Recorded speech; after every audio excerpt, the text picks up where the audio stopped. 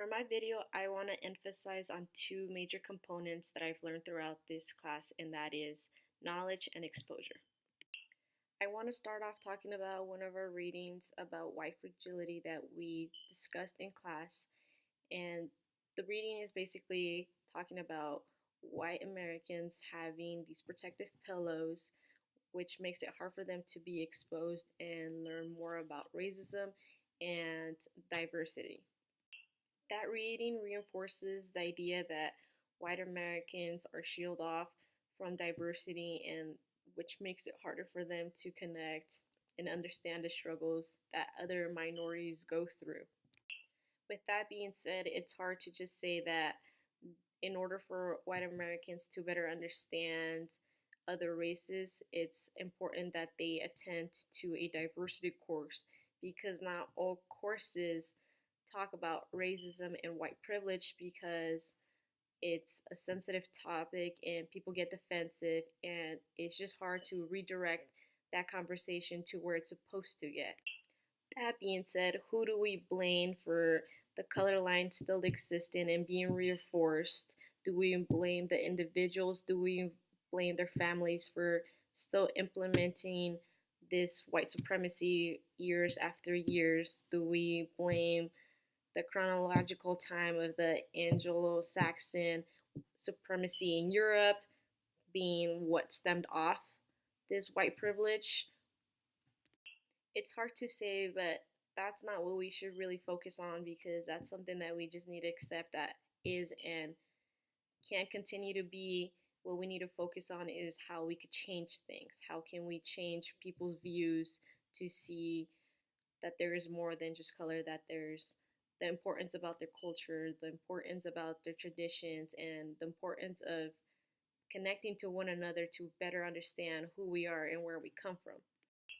In our panels, one of our guests mentioned how at her home she was taught that white supremacy was the only way. She didn't have an actual encounter with a African American until she went to college. But all of her life until then, she was told all these horrible stories, all these incorrect stereotypes that led her to believe something different than what was actually there.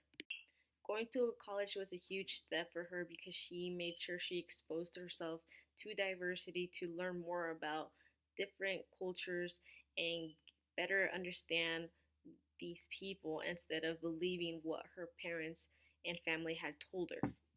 This is important for us to realize, because we couldn't blame her for being taught these things, because that's all she grew up knowing. It wasn't until she made the decision to expose herself to diversity and learn more about it and better understand one another, where she realized that what her parents had said to her were completely wrong.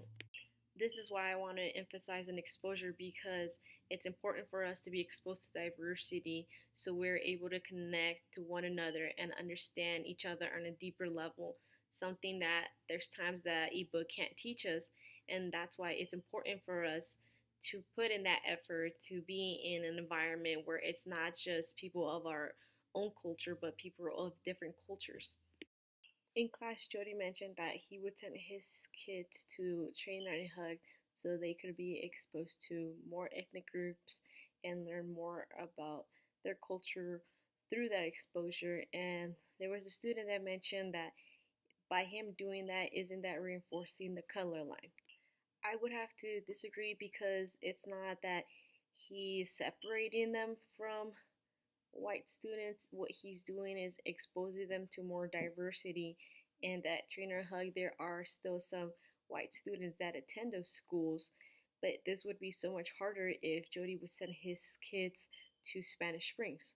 It all comes down to exposure, because during K through 12, we're not necessarily getting the education we need towards diversity and being culturally aware.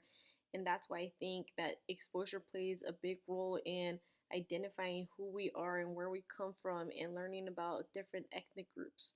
Navi, one of our guest speakers, talked about how he's Mexican, but he doesn't really know much about his culture to be able to teach to his kids. It's crucial that we ourselves know more about culture so we are able to pass it down to the next generations. This is where knowledge is power and key to moving forward because we need to know about our culture in order to teach it and spread it to others.